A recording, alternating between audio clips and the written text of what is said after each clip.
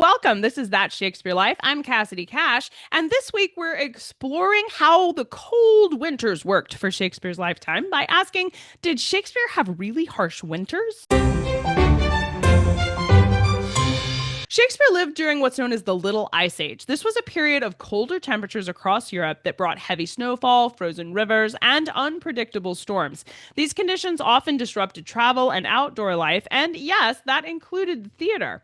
Actors struggled to reach their scheduled performance venues, playhouses would close when the weather got very severe, and winter conditions shaped everything from audience attendance to the types of plays that were chosen to be performed. To understand just how dramatic the climate shifts were in Shakespeare's lifetime and what that meant for things like play productions, I spoke with Dr. Laurie Johnson, who studies the Little Ice Age and its cultural impact on the 16th century in England, where Shakespeare was living. Here's what he had to say. I was surprised to read that you were using the records of early modern playing companies to explore the history of this weather. How does information on traveling touring companies help inform us about the climate? Well, we've tended to think of playing companies for a long time in theatre history and the study of Shakespeare's era as having formed out of the wandering companies, the sort of the wandering players or traveling players, wandering minstrels, etc. And we have this idea that they started to settle in England once, or settle, sorry, in London, I should say, once conditions around London for playhouses to pop up became optimal, primarily Queen Elizabeth herself, being very much into theatre and playing and wanting players at the court for the court revels and so on, becomes part of that conventional picture.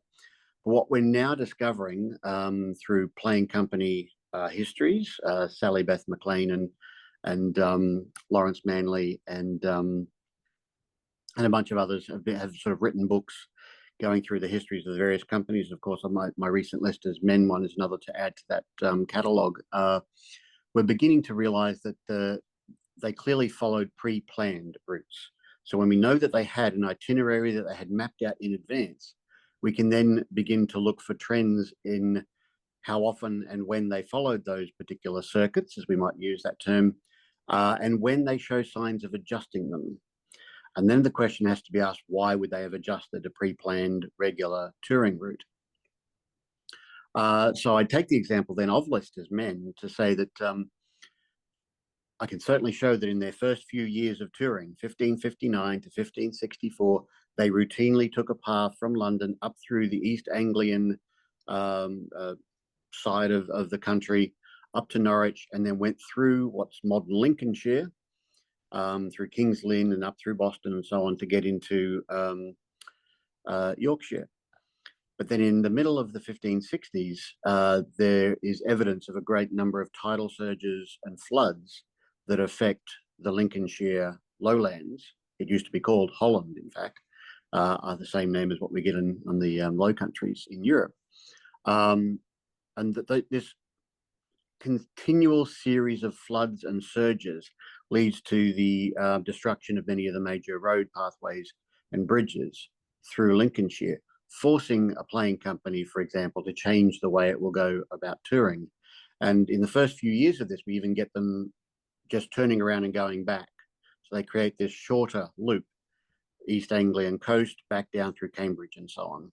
And Yorkshire then becomes a different touring route up through the centre of the country. And